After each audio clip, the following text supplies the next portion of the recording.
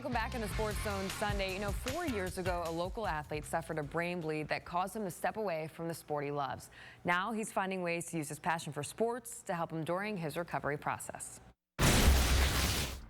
Mac Yost was a lacrosse player and a high-achieving student at Campbell High School who had been accepted early to the University of Georgia when the unthinkable happened 4 years ago. He passed out in the weight training class, and I thought he was dehydrated, but his lacrosse trainer had done the sternum rub, and she said, now we need to take him to the ER. So paramedics showed up, they took him to the ER, and it turned out he has something called a brain AVM, which is a malformation, arteriovenous malformation is what it's called. Never heard of it my whole life, didn't even know he had it. It's congenital, and most people don't know they have it until it ruptures. That day, because of the size of the brain bleed, Mac suffered multiple strokes. They said he'll be right side weak or paralyzed, and because it happened in the speech center, probably won't talk. That was like the initial diagnosis. From that moment, Mac would spend a month in ICU and 5 months in the Shepherd Center trying to learn how to do basic everyday skills like breathing, swallowing, and eventually walking. Something he's still working on today.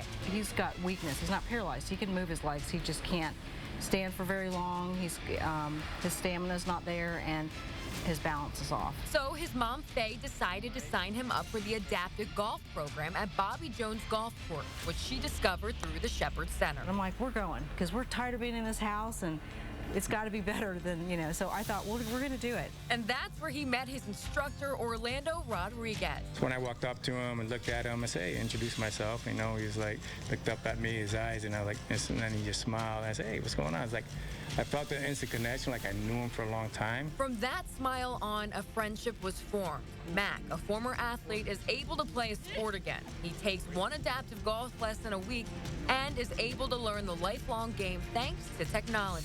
It's a chair basically equipped to facilitate someone in this condition to sit in a chair, prop you up, that you put you in a position that you can swing a golf club. Just the fact that he can hit the ball and hit it far enough that, it's like over the hill. When Orlando says, hit it there, gives him a target and he can do it, I'm like, that is fantastic.